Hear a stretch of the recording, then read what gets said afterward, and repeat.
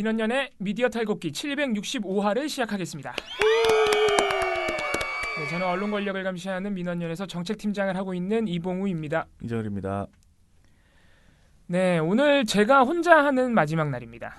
네. 뭐 마지막일 수가 그렇긴 하네요. 뭐 그런 건 아니고. 아무튼 이제 모르니까. 다음 주 월요일에는 아무튼 연속으로 이렇게 일주일 내내 제가 혼자 하는 것은 아마도 오늘이 마지막이지 않을까 싶습니다. 다음 주 월요일 날에는 고대하고 고대하던 김원경 사무처장님께서 돌아오십니다. 100% 약속드립니다. 예, 돌아오십니다.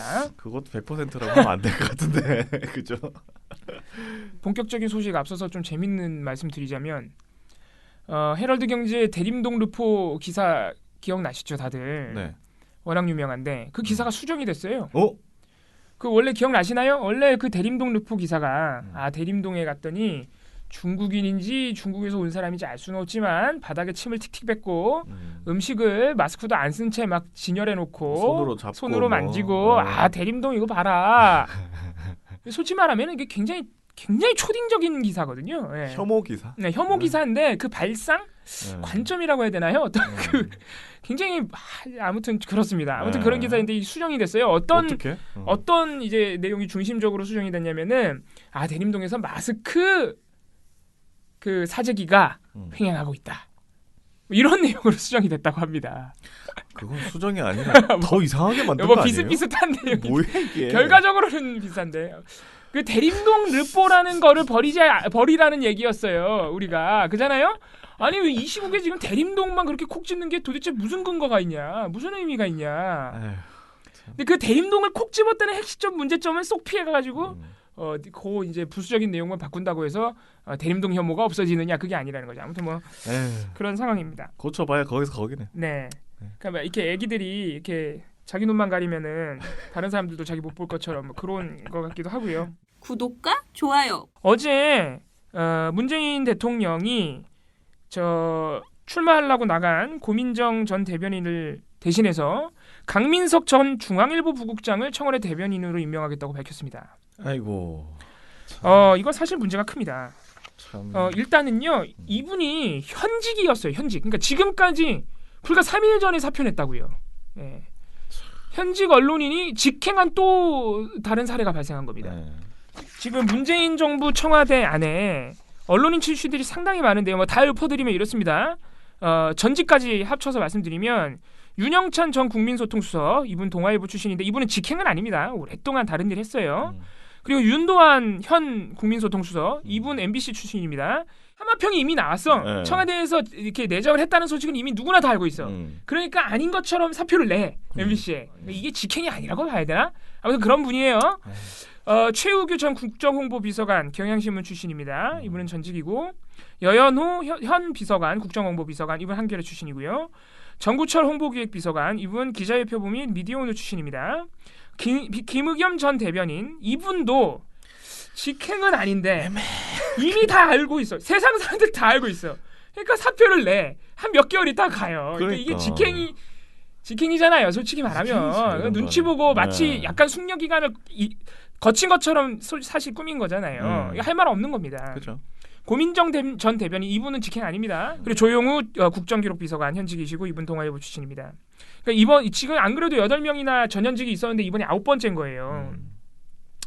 근데 지금 직행이 너무 많다는 겁니다. 윤도한 현 수석, 김의겸 전 대변인, 이런 분들 사실 다 그냥 직행으로 봐야 되잖아요. 그렇죠. 근데 이번에 지명한 강민석 이제 대변인 되실 분 같은 경우에는 이분은 진짜 그냥 완전 고속철도야. 그 현직에 있다 그냥 바로 가는 거라고요. 그렇죠. 그러니까 이분들의 뭐 능력이 어떤지 저희가 뭐 판단하지 않겠습니다. 김의겸 전 대변인의 뭐 여러 가지 논란 이런 거 저희가 뭐 차치하고 언론인이 언론인 자리에 있다가 이렇게 바로 가는 게 맞냐고요, 청와대에. 아니죠. 네, 안 되죠, 사실은. 그럼 이때까지 뭐 정부 비판하는 기사 썼을 거 아니에요. 네. 정부를 보고 감시를 하고 그랬을 거 아니에요. 특히 이 강민석 전 중앙일보 부국장 같은 경우에는 중앙일보가 대표적인 이 현재 정부와 대립각을 세우고 있는 매체잖아요. 조선하고 중앙이죠. 예, 뭐 조중동이잖아요. 동아일보는 약간 좀 뭐 조용하긴 한데. 네. 어쨌든 간에 뭐 마찬가지란 말이에요. 조선일보가 뭐 가장 강성하긴 하지만 그런 중앙일보에서 이렇게 대변인을 데려간다 그러니까 당연히 논란이 나올 수밖에 없어요. 그렇죠. 아 이거 보수 언론한테 뭐 잘 보이기 윙크하는 위해서? 거야? 뭐 이런. 예, 이게 그런 음. 걱정이 들 수밖에 없는 게요. 이런 언론인 출신들이 직행하는 순간 일단 기본적으로 언론과의 어떤 긴장감이 무너지는 거예요. 그렇죠. 예, 왜냐면은 언론인 출신이 바로 오면은 그 언론인들이 자기가 몸담고 있던 언론사에 당연히 영향력이 있고 인맥이 있잖아요. 그렇죠. 예. 그런 거를 이용하지 말란 법이 있어요?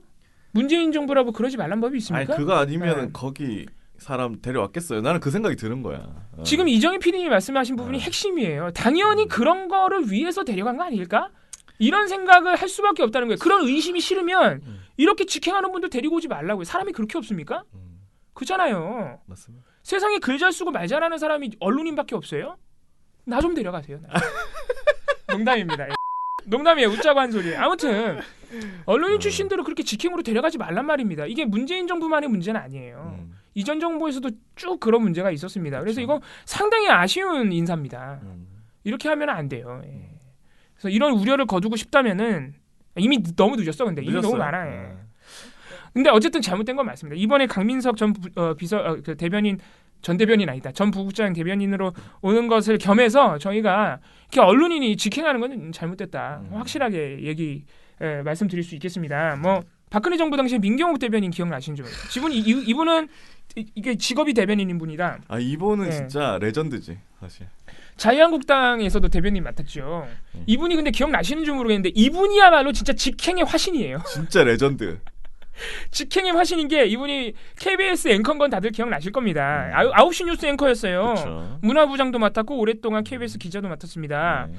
이분이 박근혜 청와대 대변인으로 내정 발표가 나기 전날까지 KBS 보도국 편집회의에 참석했어요.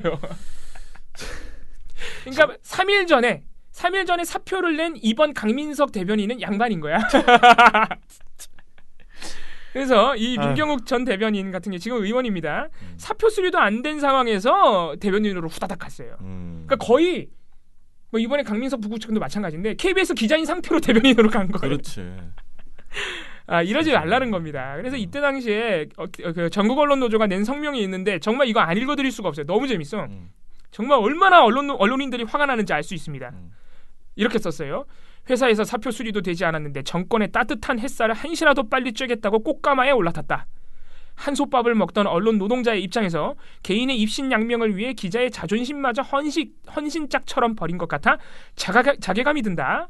어물전 망신은 꼴뚜기가 시킨다더니 언론인 망신은 민경욱이 시킨다. 이렇게 쓰셨어요. 심지어 이것이 KBS 9시 뉴스 하차한 지 넉 달 만에 사직서도 안 내고 현직 문화부장인 상태에서 대변인으로 간 것이었어요. 사상 초유의 일이었습니다. 투잡이네 투잡. 더욱더 놀라운 것은 KBS 같은 경우에 공영방송이기 때문에 KBS 윤리강령에 이런 조항이 있어요. 공영방송 KBS 이미지의 사적 활용을 막기 위해서 TV와 라디오 시사 프로그램의 진행자는 해당 직무가 끝난 후 6개월 이내에는 정치활동을 하지 말 것. 근데 이분 메인 뉴스 하차 넉 달 만에 갔죠. 윤리강령 위반이죠. 네. 뭐 아무튼 이런 사례가 있었습니다.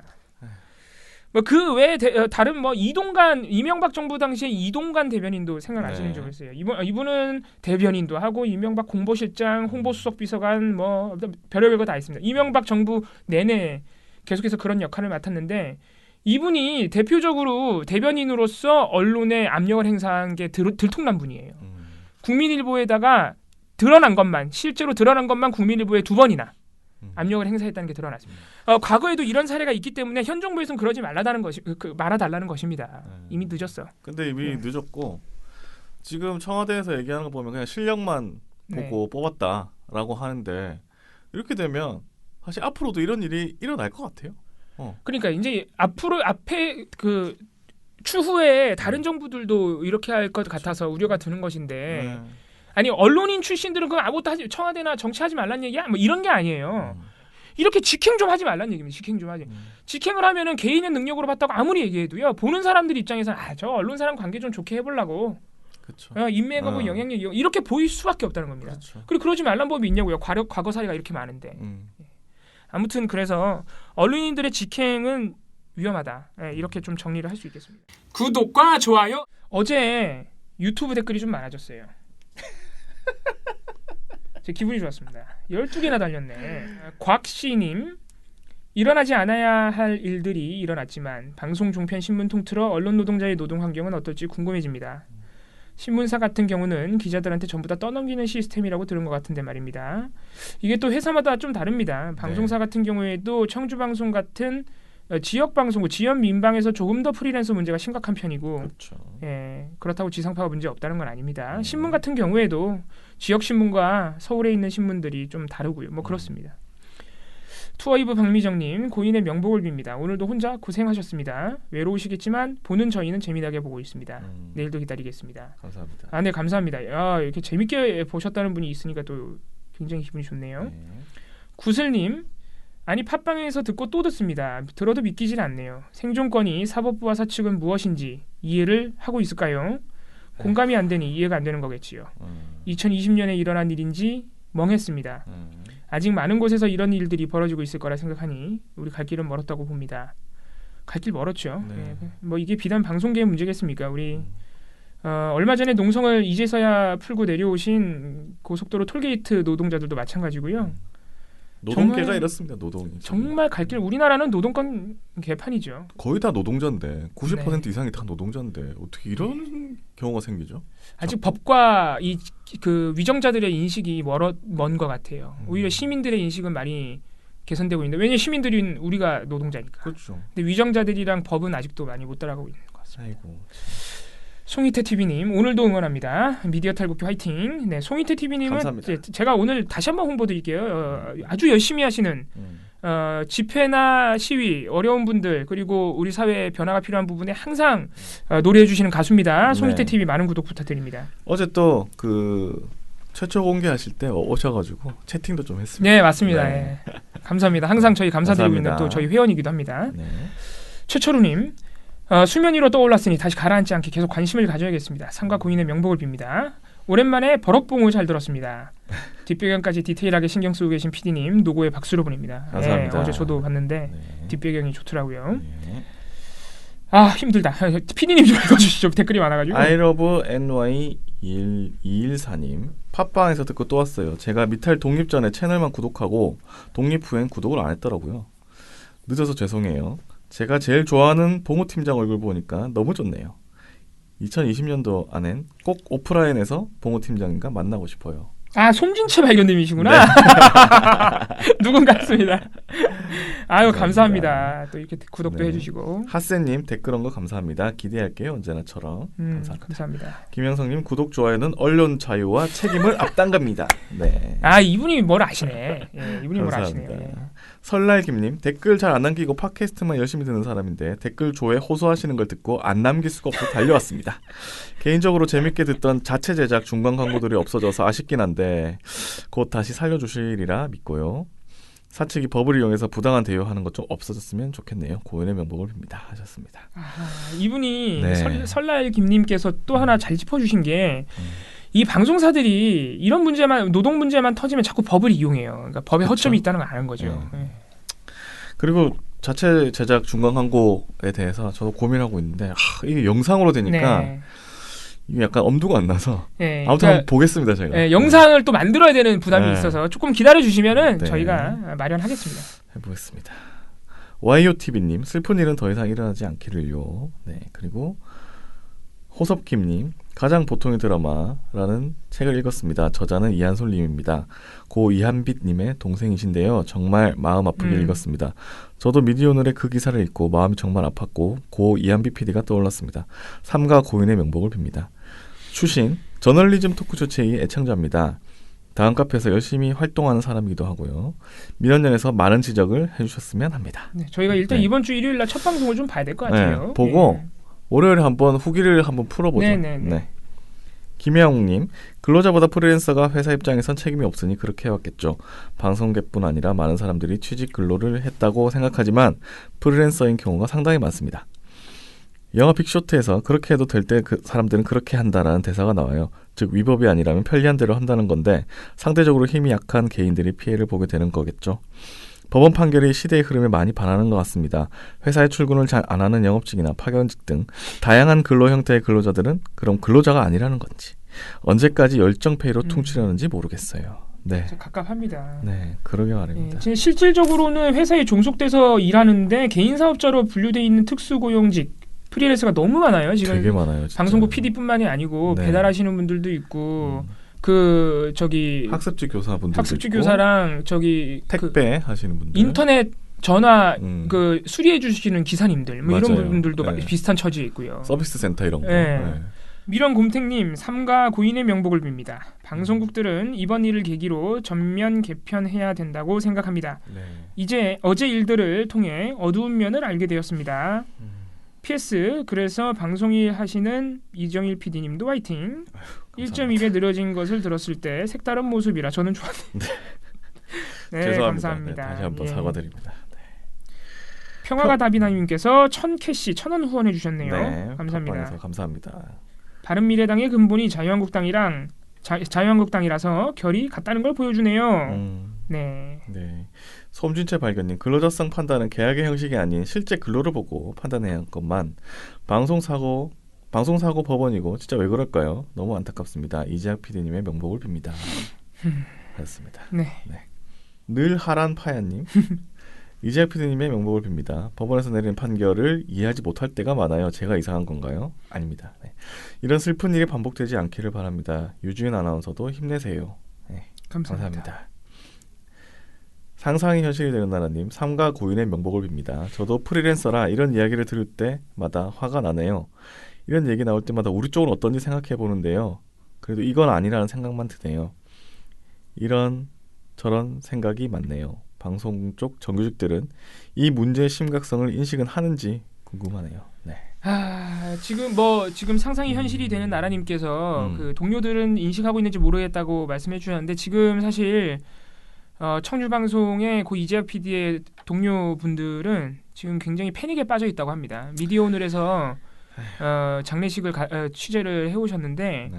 굉장히 너무너무 슬퍼하고 미안해하고 석고대죄를 한다 뭐 이런 말들도 나오고 패닉에 빠져 있습니다. 그러니까 인식은 다들 하는 거죠, 동료들이. 근데 이게 저희가 그저께 방송에서 말씀을 잘 안 드렸던 부분이 사실 법원에서 패소한 1심 법원에서 원래는 동료들이 진술서를 써줬어요. 증언을 네. 해주기로. 네, 진술서를 써줬어요. 이재혁 PD가 정규직이나 다름없고 더 많은 일을 했습니다. 진술서 썼는데 그게 증거로 채택이 안 된 것이 법정 증언을 안 해줬어요. 그렇죠. 근데 그게 동료들 탓을 할 수 없는 것이요. 이재학 PD가 그 생전에 죽기 직전까지 정말 화를 냈던 것이 회사에서 압박을 가한다는 겁니다. 그렇죠. 동료들한테 증언하지 말라고.